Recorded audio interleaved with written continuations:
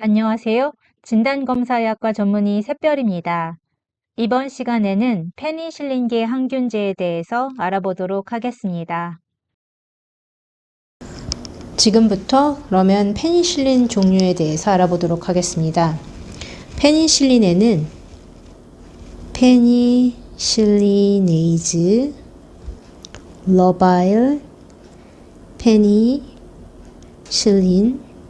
있고 또 페니실리네이즈, 스테이블, 페니실린이 있습니다.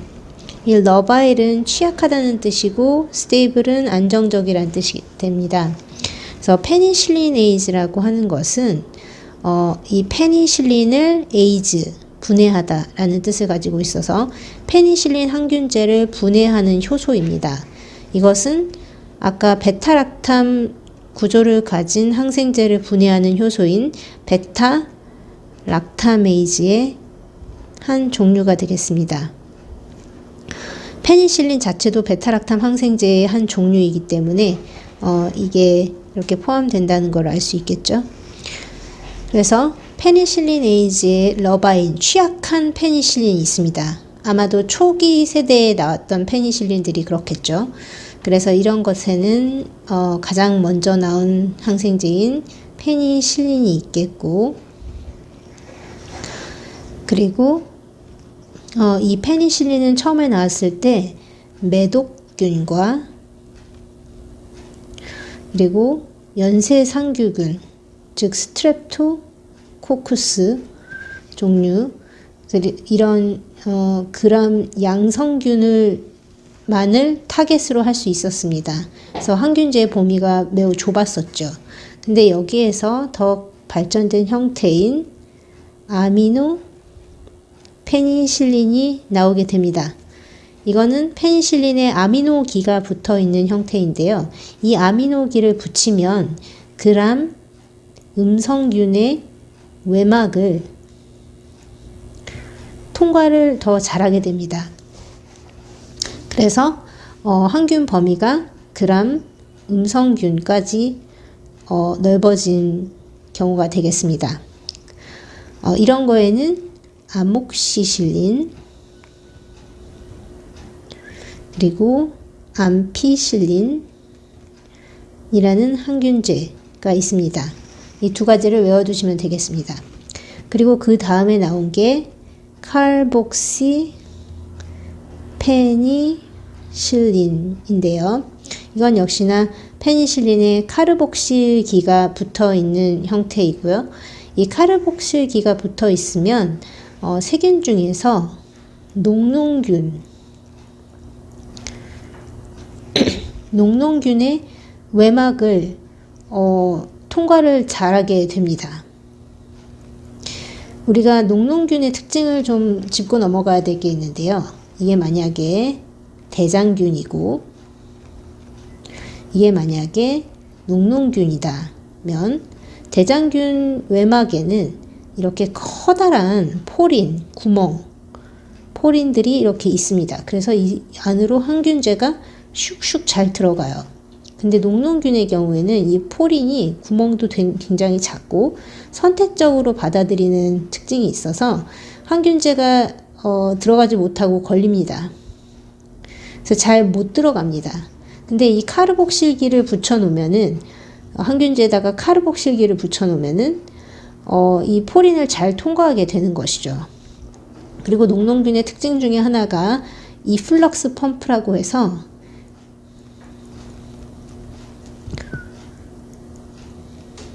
이 플럭스는 뭐뭐를 배출해내다 이런 뜻인데요. 펌프로 여기 안에 어렵게 들어왔던 항균제를 다시 밖으로 뿜어내는 그런 역할도 합니다. 그래서 녹농균은 항균제에 대해서 내성 기전이 매우 발달해 있어서 잘 항균제가 듣지 않는 특징을 가지고 있어서 앞으로도 배울 많은 항생제들이 녹농균을 타겟으로 하는 항균제들이 많이 있을 겁니다. 별도로 존재를 합니다. 그 점을 좀 감안을 하고 보시면 되겠습니다. 그래서 이런 카복실기를 붙인 카복실 페니실린 종류에는 티카실린, 그리고 카베니실린, 이런 것들이 있는데, 이런 것들이 요즘에는 거의 쓰이지 않습니다. 그 이유는 그 다음 세대에 나온 유레이도 페니실린에 밀려서 거의 쓰이고 있지 않습니다. 그래서 요즘에는 유레이도 페니실린만을 쓰고 있는데요. 이 유레이도 페니실린은 유레이도기를 붙인 페니실린입니다. 그래서 이 유레이도기가 붙으면 그람 네거티브 균의 외막에 이 통과를 아주 잘할 수 있도록 그런 효율을 극대화시킬 수 있습니다. 그래서 그람 네거티브 항균 범위가 훨씬 넓어졌고, 물론 아미노 페니실린이 그람 네거티브를 커버를 했지만 그것보다 훨씬 더 넓은 범위 커버를 하게 되는 거고, 그리고 역시 녹농균까지도 커버를 하게 되겠습니다. 그래서 페니실린 계열로 치자면 가장 최종 버전의 그런 페니실린이 되겠습니다. 그래서 이 유레이도 페니실린에 해당되는 항균제로는 피페라실린이 있습니다. 그래서 이 피페라실린은 꼭 외워두시기 바랍니다. 그 다음으로 우리는 페니실리네이즈 스테이블 페니실린, 즉 페니실리네이즈의 안정적인 저항성을 가지고 있는 페니실린에 대해서 알아보겠습니다. 우리가 앞에서 배운 페니실리네이즈 러바일 페니실린은 이런 특정 기를 페니실린에 붙여서 세균의 막을 보다 잘 통과할 수 있게 해서 그 항균제가 커버하는 세균의 범위를 넓히는 데 초점을 두었다면, 페니실리네이즈 스테이블 페니실린은 항균제의 그 세균의 내성 기전에 저항성을 갖는 거에 초점을 맞췄기 때문에 항균제 범위는 항균제의 항균력은 항균력 또는 항균 범위는 좀 좁다고 할 수 있습니다. 그래서 S5레우스의 전용으로 사용된다고 할 수 있습니다. 그 이상의 항균 범위는 기대하기 어렵고요. 이런 항균제로는 대표적인 게 옥사실린, 그리고 메시실린,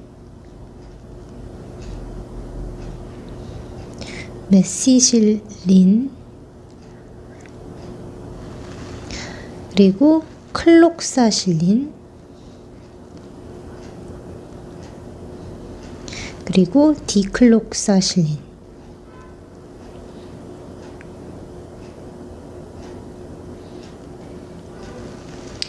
옥사실린만 외워두면 이 밑에 클록사, 다이클록사는 외우기 쉽겠죠. 그리고 메시실린을 또 별도로 외우시면 되겠습니다. 그래서 이러한 항균제들은 페니실리네이즈라는 효소의 저항성을 갖고 있기 때문에 웬만한 세균을 다 죽일 수가 있습니다. 대신 이 분자량이 커서, 분자의 크기가 커서 세균의 그 내성을 갖추기 위해서, 저항성을 갖추기 위해서 분자가 커졌어요. 그런 점을 보완하기 위해서 분자가 좀 커지게 되었고, 그래서 세균의 외막을 통과하기가 어렵게 되었고, 그래서 커버할 수 있는 항균제 세균의 범위가 좁다는 거, 그거를 좀 알아두시면 되겠습니다. 그래서 여기에서 이 네 가지 항균제로도 안 듣는 또 세균이 나옵니다. 그게 바로 MRSA인데요. 그건 메시실린 레지스턴트 S5레우스가 되겠습니다.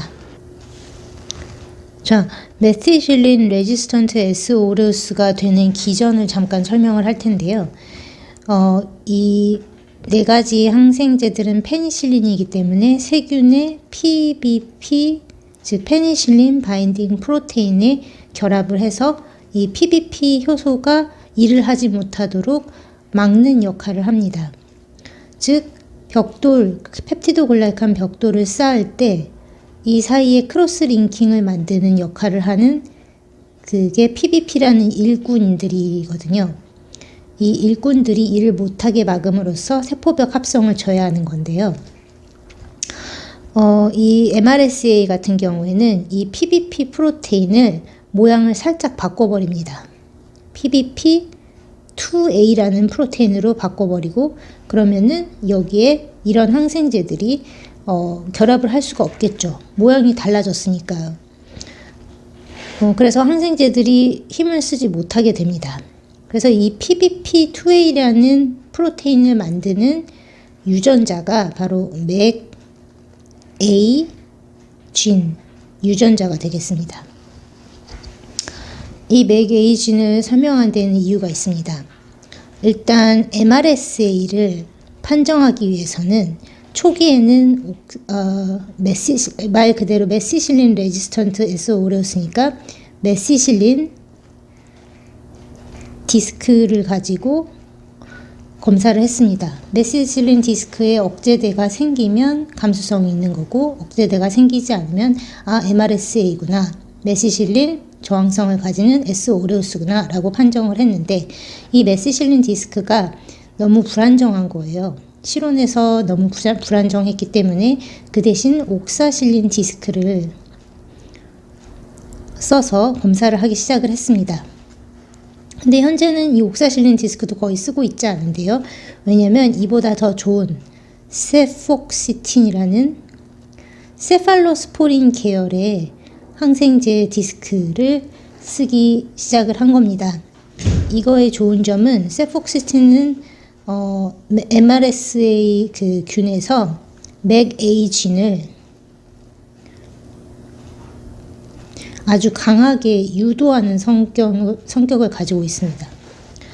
그래서 세폭시틴 디스크의 감수성이면 MRSA가 아닐 테고 세폭시틴 디스크의 억제대가 없으면 MRSA다 라고 판정을 내릴 수 있게 되는 겁니다. 그러면 메시실린 디스크나 옥사실린 디스크는 맥에이진을 유도하지 않나요? 라는 의문을 가질 수가 있는데요. 물론 이것도 맥에이진을 유도를 하지만 그 힘이 약합니다. 유도성이 약하고 그리고 맥에이진을 유도하는 역할만 하는 게 아니라 일반 베타 락타메이즈가 다량으로 생성이 될 때에도 여기에 반응을 합니다. 그래서 맥에이진에 유도되는 것의 특이도가 높고 그 강도도 강한 게 세폭시틴 디스크라고 생각하시면 되겠습니다. 자, 마지막으로 한 가지 더 알아두실 게 있는데요. 이 페니실리네이즈, 스테이블 페니실린, 옥사실린 이런 것들의 경우에는 항균제 자체의 구조를 바꿔서 페니실리네이즈의 저항성을 가진 항균제로 변신을 시킨 거지만 이런 기전 말고 페니실리네이즈 러바일 페니실린에다가 베타 락타메이즈 인히비터 라는 걸 붙여서 그러니까 병합해서 사용하는 경우도 있겠습니다. 이 인히비터라는 거는 억제제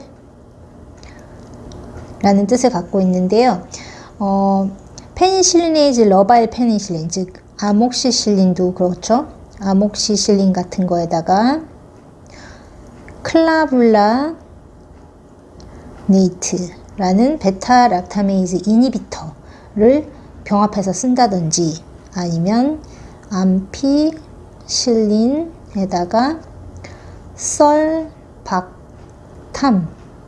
같은 걸 병합해서 쓴다든지 아니면 티카실린에다가 타조박탐을 병합해서 쓴다든지 이런 뒤에 오는 것들이 바로 베타락타메이즈 이니비터, 즉 베타락타메이즈, 그러니까 여기서는 페니실리네이즈가 되겠죠. 그 페니실리네이즈를 억제하는 제제들을 병합해서 쓰면 이것들도 그 페니실리네이즈를 분비하는 세균들에 대해서 저항성을 갖게 됩니다. 자, 지금까지 페니실리네이즈 러바일 페니실린과 페니실리네이즈 스테이블 페니실린의 종류에 대해서 알아보았습니다. 감사합니다.